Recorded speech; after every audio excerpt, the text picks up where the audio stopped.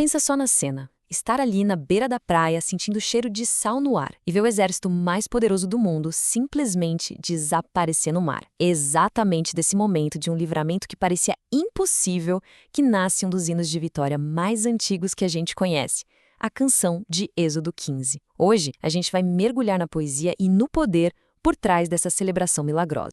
Essa primeira frase já chega com tudo, né? É pura adrenalina. Não é só uma declaração de vitória, é um grito de alívio, de espanto. Ela já define o tom de todo o cântico. O poder que oprimia foi totalmente destruído, e não por força humana, mas por uma intervenção divina espetacular. Para a gente sentir o peso desse cântico, a gente precisa visualizar o que estava acontecendo. Foram séculos de escravidão no Egito. Agora, esse povo acabou de passar pelo mar em terra seca. E quando eles olham para trás, o que eles veem não é só a água, é o fim dos seus opressores. O mesmo mar que abriu caminho para eles virou a sepultura do exército mais temido da época. Então, a nossa análise vai seguir uma jornada bem clara. A gente começa entendendo o contexto do hino, depois vamos dissecar essa estrutura poética que é brilhante. Em seguida, a gente vai ver como Miriam transforma isso numa festa de toda a comunidade. E, por fim, vamos descobrir como essa canção tão antiga ecoa de um jeito surpreendente lá no finalzinho da Bíblia. Bom, primeiro vamos entender o hino no seu contexto ali imediato. Esse cântico não é só uma festa. É tipo a certidão de nascimento de Israel como um povo livre, unido por um Deus que os resgatou. O significado teológico aqui é gigantesco. Deus não se revela como uma força distante, mas como um guerreiro e um redentor que age diretamente na história. E o texto faz questão de deixar isso claro.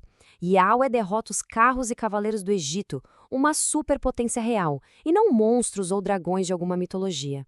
Isso ancora a fé de Israel num evento histórico, concreto, inesquecível. Agora, vamos dar uma olhada na anatomia do cântico. A genialidade dele está no jeito que ele consegue costurar o passado e o futuro, transformando uma memória em uma promessa. A estrutura do cântico é bem dividida, em duas partes. A primeira metade é toda olhando para trás, celebrando a vitória que acabou de acontecer no mar. Já a segunda metade olha para frente, com uma confiança profética sobre a jornada que ainda vem. É esse movimento da salvação que eles acabaram de receber para a promessa que os aguarda. Na primeira parte, a mensagem é super clara. A vitória é toda do Senhor. E olha só a linguagem pessoal. Minha força, meu cântico, minha salvação. Não tem espaço nenhum para o heroísmo humano. É uma declaração de total dependência e adoração. Essa ideia fica ainda mais forte com essa imagem poderosa da mão direita de Deus que aparece várias vezes. Na simbologia da época, a mão direita representava força, poder, a ação vitoriosa. Então, o recado é: foi a mão de Deus e não a espada de um guerreiro que garantiu o livramento. Aí, na segunda parte do cântico, acontece uma coisa fascinante na linguagem. O povo para de cantar sobre Deus, falando ele, e começa a cantar para Deus, num diálogo direto. A adoração vira algo íntimo. Essa mudança de ele para tu mostra uma confiança muito profunda no futuro que Deus está construindo para eles. E é aqui que a gente encontra uma ferramenta literária muito poderosa. O cântico começa a descrever eventos futuros, como a chegada na Terra Prometida, mas usando verbos no passado. O nome disso é pretérito profético. É um jeito de declarar com uma fé absoluta, a gente tem tanta certeza que Deus vai fazer isso, que já falamos como se fosse fato consumado. E qual é esse destino futuro? O monte da tua herança. Isso pode ser uma referência ao Monte Sinai, ou, o que é mais provável, ao Monte Sião, em Jerusalém. Mas o ponto principal é o mesmo. Um lugar onde Deus vai ter uma presença permanente com seu povo. A imagem de plantar sugere raízes e segurança, o fim da vida de peregrino. E aqui a gente chega no clímax, no ponto mais alto do cântico, uma declaração que vai muito além do evento do Mar Vermelho e projeta uma verdade para toda a eternidade. O impacto dessa frase é monumental. É a primeira vez em toda a Bíblia que a realeza eterna de Deus é declarada com tanta clareza. É como uma semente teológica que vai crescer ao longo de toda a Escritura, passando pelos Salmos, pelos profetas, até chegar no Novo Testamento. Mas a festa não acaba com a voz de Moisés. Ela cresce, se torna mais participativa e quem lidera essa parte é uma figura feminina fundamental, Miriam. Pois é, Miriam, a irmã mais velha de Moisés e Arão assume a liderança das mulheres. E o texto dá a ela um título muito importante. Ela é a primeira mulher nas escrituras a ser chamada de profetisa. O papel dela aqui não é secundário de forma alguma, é de liderança espiritual e artística, guiando a resposta de toda a comunidade. A cena que se forma é de uma adoração que se completa.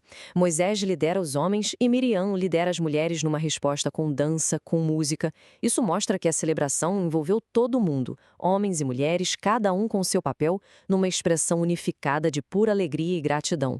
Mas a história dessa canção não para na areia do deserto, não.